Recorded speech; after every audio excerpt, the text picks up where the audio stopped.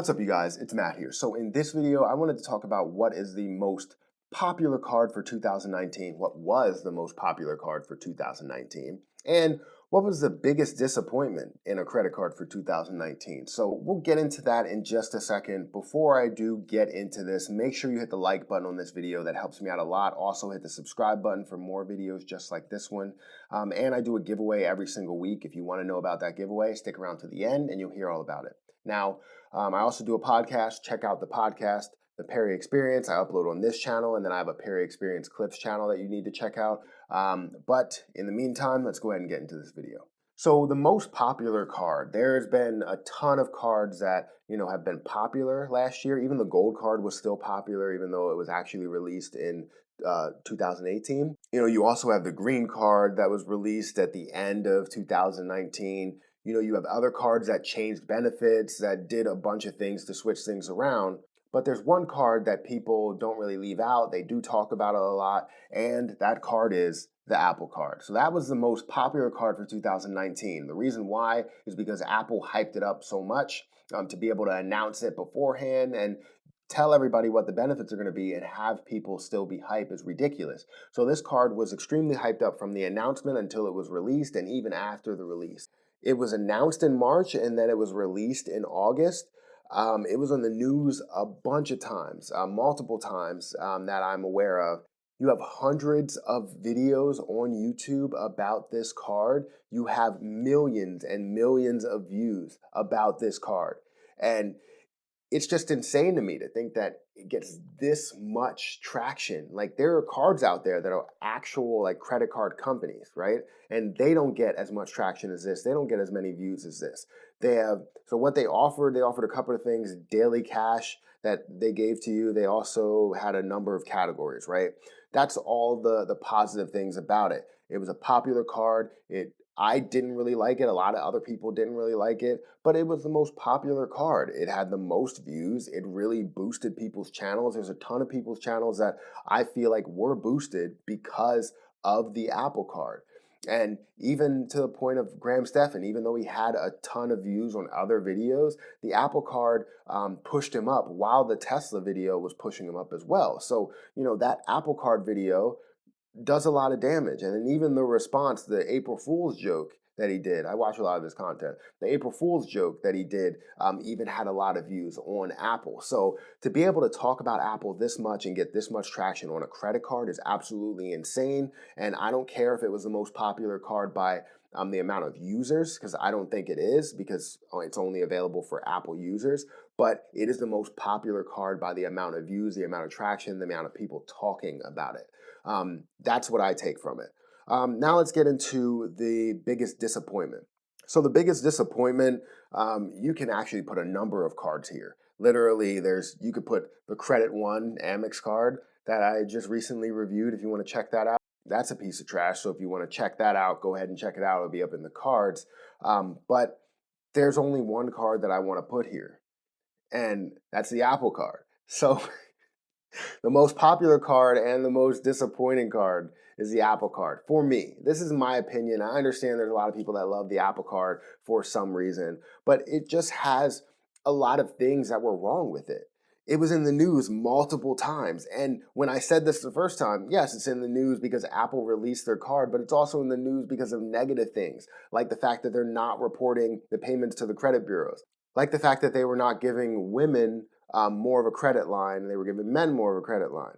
The fact that they were approving subprime credit scores is something that's just beyond me. So it doesn't stop here. They were in the news multiple times for negative things that happen.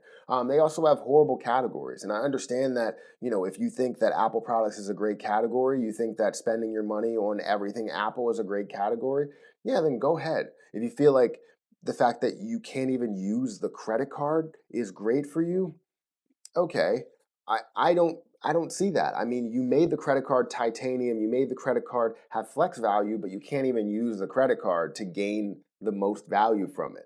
So that's what I don't understand. You're not going to be able to use that. Now, this card was so hyped up, but yet it was so disappointing. To me, it was so disappointing. And I'm not an Apple user. I would have gotten the Apple Card if it had great benefits and if they offered it to, the masses. I feel like they just missed an opportunity here. Why it's so disappointing? They really missed an opportunity, because think about all the traction that they have.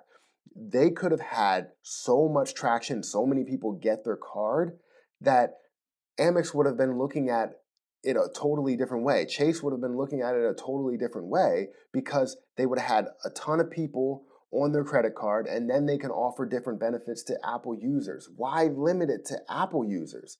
Like, this is what I don't understand. It's such a disappointing card because you had so much opportunity. So many people were interested in this card. They released the benefits months earlier, and people were still excited about this card, even though it had subpar benefits. So I just think they missed an opportunity, and it's not to down Apple because Apple is the most popular card. The Apple Card is the most popular card for 2019, but I think they just totally missed an opportunity here. And they could have literally disrupted the whole market, and that would have been it. Now, I don't want to get into a big debate on this, but let me know if you feel like they missed a big opportunity to have millions and millions and millions of people interested in the card, but then only offer it to a select group of people. Do you feel like they missed an opportunity, or do you feel like they actually gained something out of it? Because my overall mindset is that if you offered it to everybody and then basically said that Apple will have different benefits or have improved benefits for using it at Apple, and you would have been able to go from there. You're telling me that they wouldn't have been able to disrupt the market there? With the amount of interest in this card, trust me, I feel like they were going to disrupt the market. And that's what I was hoping that they would do, because I would have gotten the Apple Card. I would have, because it would have been great to review, and it's no annual fee. It's not going to hurt me. And the fact that they weren't reporting anything, it's definitely not going to hurt me. Eventually they will, but I'm saying that, it just makes sense for them to do it a certain way. And the way that they did it, I don't believe was the right way. Whoever was in charge of marketing, whoever was in charge of the rollout, I don't think it was right. I think you should have did it a different way. If Samsung wanted to do it, and if you're listening, Samsung, which I doubt that you are, I would say that you take your credit card and you offer it to everyone. And then when it comes down to it, you can say you get an improved 5% at Samsung or Samsung purchases when everything else is 3% or something like that. Um, I just feel like that's going to disrupt the market. You can get everybody on your credit card, and then all of a sudden, now, Amex, Chase, or whoever is going to be partnering with Samsung can gain so much traction out of it. So that's my take on it. The most popular card, the most disappointing card. Let me know what your most popular card is for 2019 and the most disappointing card for 2019, because it was a good year for credit cards. I actually applied for a ton of credit cards, got approved for a ton of credit cards. So I'm really excited for 2020. But let me know exactly what your most popular card and most disappointing card is. But that's my video, guys. Hopefully you enjoyed it. If you did, make sure you hit the like button on this video. That helps me out a lot. Also hit the subscribe button for more videos just like this one. I do a giveaway every single week. I give away 2 Amazon gift cards at the end of the week. And all you have to do in order to enter that giveaway is just comment on at least one video for the week, like at least one video for the week, and also be subscribed to my YouTube channel. If you do all those things, then you get 1 ticket in the hat. But if you want multiple tickets, then just comment on multiple videos.